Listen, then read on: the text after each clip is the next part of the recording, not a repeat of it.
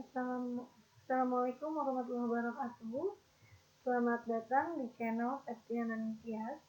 Pada kesempatan kali ini, kita akan membahas mengenai strategi pembelajaran dan motivasi belajar. Di mana strategi sendiri merupakan pendekatan secara keseluruhan yang berkaitan dengan pelaksanaan gagasan, perencanaan, dan eksekusi sebuah aktivitas dalam kurun waktu.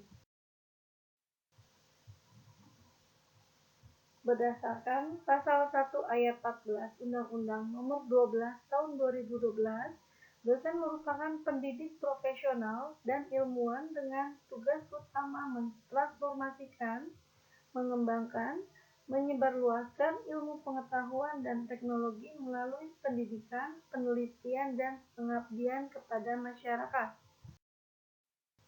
Sedangkan berdasarkan Undang-Undang Nomor 12 Tahun 2012 Pasal 1 Ayat 15, mahasiswa merupakan peserta didik pada jenjang pendidikan tinggi.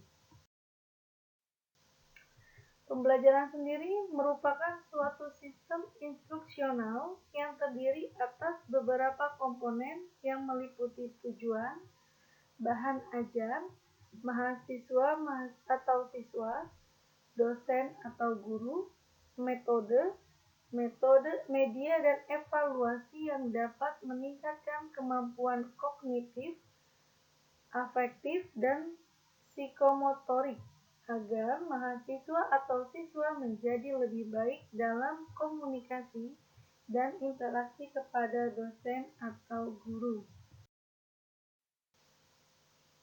Sedangkan strategi pembelajaran merupakan suatu prosedur pembelajaran dalam membantu usaha belajar mahasiswa atau siswa, mengorganisasikan pengalaman belajar, mengatur dan merencanakan bahan ajar agar tercipta proses pembelajaran yang lebih efektif dan efisien untuk mencapai tujuan pembelajaran. Nah, di sini terdapat macam-macam strategi pembelajaran. Di antaranya adalah strategi inquiry. Ya, strategi ini merupakan strategi bertanya, meliputi sejumlah kegiatan pembelajaran yang menitik beratkan pada proses berpikir analitis dan kritis dalam mencari dan menjawab pertanyaan. Selanjutnya ada strategi ekspositoris, di mana strategi pembelajarannya ini menekankan pada proses pemberian pengetahuan atau materi yang diberikan secara lisan oleh dosen atau guru kepada mahasiswa atau siswa yang ingin membantu mahasiswa atau siswa menguasai materi secara efektif.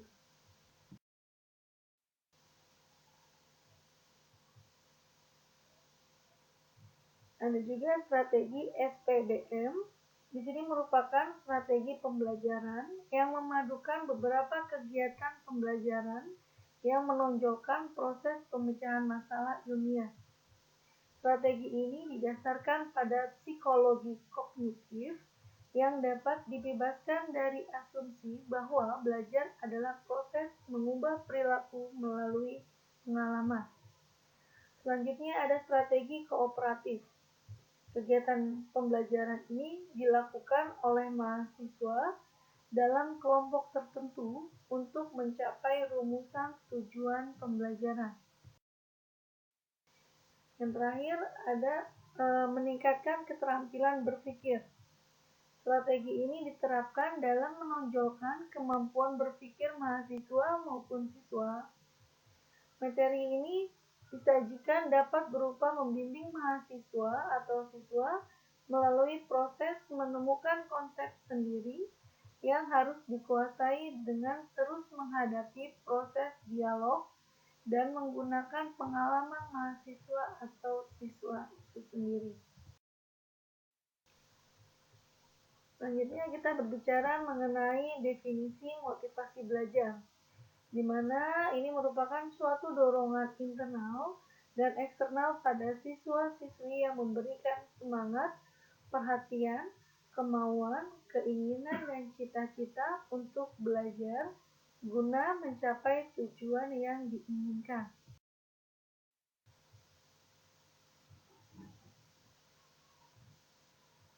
Menumbuhkan motivasi belajar siswa diantaranya dapat dengan memberikan angka.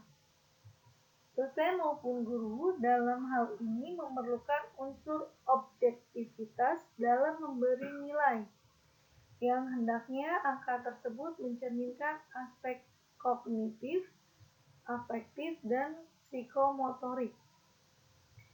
Lalu bisa juga dengan memberikan hadiah. Hadiah ini akan sangat menarik siswa sebagai motivasi dalam melakukan suatu pekerjaan. Hadiah ini juga sebagai penguat terhadap motivasi belajar siswa. Selanjutnya bisa dengan kompetisi. Baik kompetisi individu maupun kelompok, ini digunakan untuk merangsang dan menguatkan motivasi belajar. Contoh untuk individu bisa dengan juara kelas, atau kalau udah kelompok bisa dengan perlombaan. Selanjutnya ada ego involvement, di mana menumbuhkan kesadaran dalam diri mahasiswa agar merasakan pentingnya tugas di kampus ataupun sekolah dan menerimanya sebagai suatu tantangan, sehingga mahasiswa berusaha bekerja keras mengerjakan tugas dengan harga dirinya sebagai jaminan.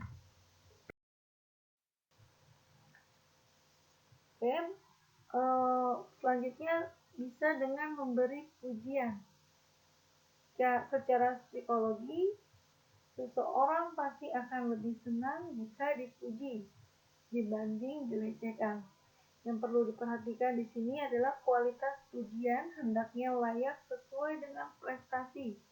Bila berlebihan dapat membuat mahasiswa tersebut menjadi besar hati dan tidak termotivasi belajar.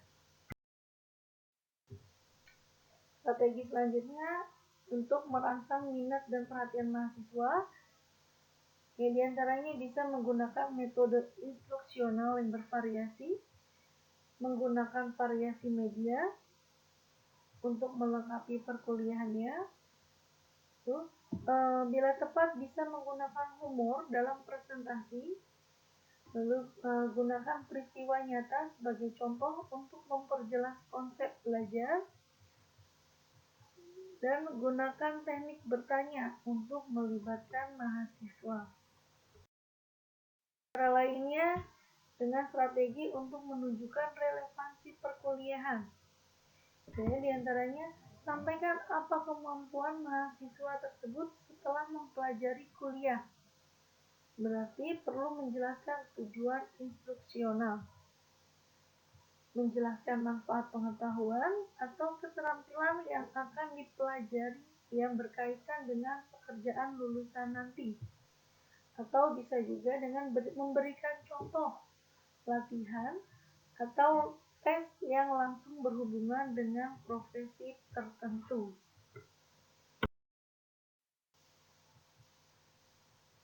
Strategi untuk meningkatkan kepercayaan diri. Di antaranya memperbanyak pengalaman berhasil mahasiswa. Perkuliahan disusun dalam bagian yang lebih kecil. Meningkatkan harapan untuk berhasil dengan menyatakan persyaratannya. Memungkinkan kontrol keberhasilan di tangan mahasiswa.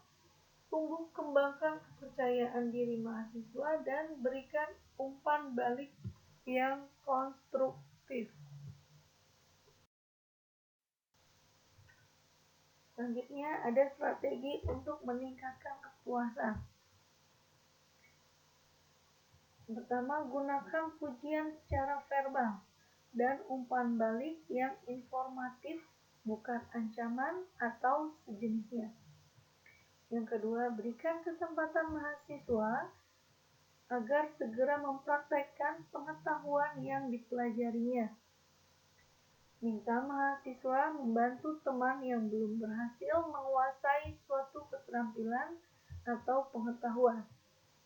Dan yang terakhir, bandingkan prestasi mahasiswa dengan prestasinya sendiri di masa lalu atau standar lain, bukan membandingkan dengan mahasiswa lain.